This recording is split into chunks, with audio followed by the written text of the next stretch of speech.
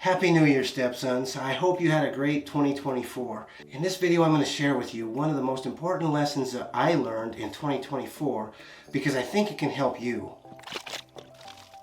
You may be someone that doesn't set goals, and that's okay. You don't have to. If you do set goals, you're going to have a little bit more direction in your life, so I think it's a good thing, and I highly encourage you to do that. New Year's is a common time that a lot of people will evaluate their past year and then set goals for the coming year.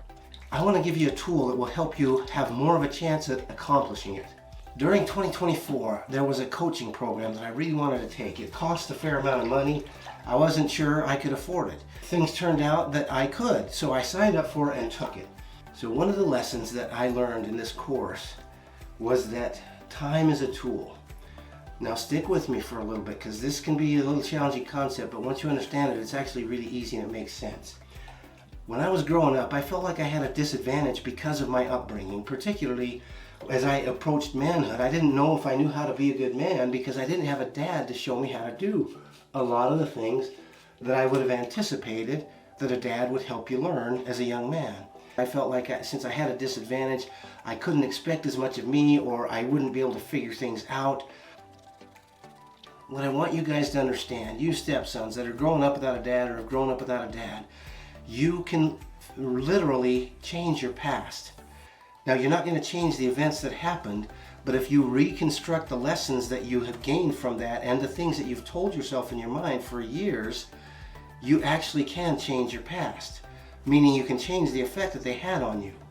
When I was in my 50s, which was just this last decade, Stepdad just turned 60 last week, I realized that I had a benefit that others didn't because I grew up without a dad. And you might be saying, well, what benefit did you have? And that's a fair question. I had the benefit of not having an abusive dad. I had the benefit of role models from my friends' dads and watching how they interacted with their kids. I could see from the perspective of how their dads interacted with them what it might be like to be a dad, which I wanted to be a dad. I love kids. I love my kids. And I love you guys. I'm not kidding when I say that at the end of every video. That's not a tagline to get viewers. I really want to see you guys succeed. I want to see you guys have the joy that you can have in a family life that you probably didn't have when you were growing up because your dad wasn't there. When I, in my 50s, realized I had an advantage, I could talk to you about what it's like to grow up without a dad without having a college degree about psychology, about fatherlessness, about whatever. Because I lived that way. I grew up that way. I had the emotions. I still do. The point of this video is this. If you choose to set 1 or 2 goals for 2025, look in your past and reframe your past. How has your past helped you prepare to succeed? Even look at 2024. What are the lessons that you learned during 2024 that have made you a better person on day 1 of 2025 than you were on day 1 of 2024?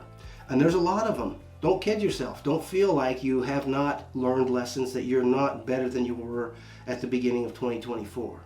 With that perspective, then you can set your goal, you can make your plan. Okay, how can I do that? You need to start eliminating things that are getting in your way. Some of your biggest challenges are the things that you can get done that feel good that aren't in accordance with your goals.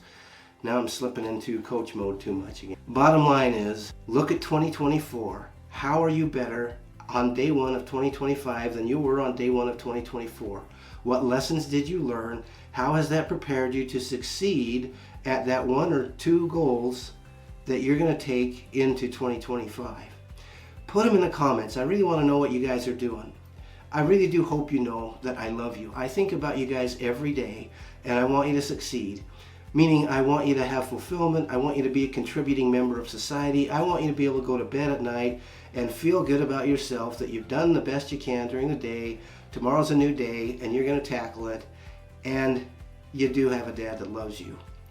Good luck with your goals in 2025, and I'll see you on the next video.